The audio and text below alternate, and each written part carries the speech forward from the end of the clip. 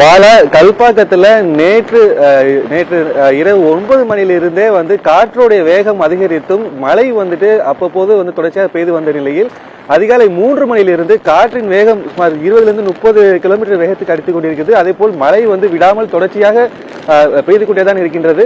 மக்களுடைய இயல்பு வாழ்க்கை காலையில் வழக்கத்தை விட முற்றிலும் முடங்கி போயிருக்கிறது. பொதுவாக நான் இருக்கக்கூடிய இந்த கல்பாக்கம் இந்த கடற்கரை பகுதியில் எப்பொழுதுமே இந்த நேரத்தில் பார்த்தோம் அப்படின்னா பொதுமக்கள் அதிக அளவுல இந்த பகுதியில் நடைபயிற்சி மேற்கொள்வாங்க. ஆனா இன்னைக்கும் பார்த்தோம்னா யாருமே இங்க வர கிடையாது.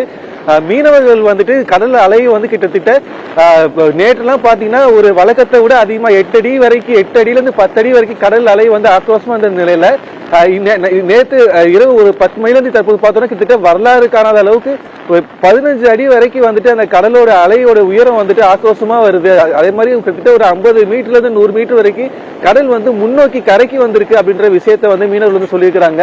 அதனால தங்களுடைய படகுகளை கல்பாக்கம் சுற்று வட்டார இருக்கக்கூடிய மீனவ குப்பத்தில் இருக்கக்கூடிய மக்கள் அவங்களுடைய படகுகளை எவ்வளவு தூரம் அந்த கடற்கரையில இருந்து முன்வைக்க வைக்க முடியுமோ அவ்வளவு தூரத்துக்கு முன்வைக்கி வச்சிருக்கிறாங்க பாதுகாப்பு கருதி.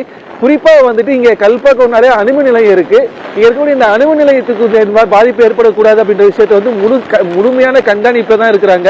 அது வானிலை மைய அதிகாரிகளோடையும் இங்க இருக்கக்கூடிய இந்த கல்பாக்க அணுமின் நிலைய அதிகாரிகள் தொடர்ச்சியா பேசிட்டு இருக்கிறாங்க.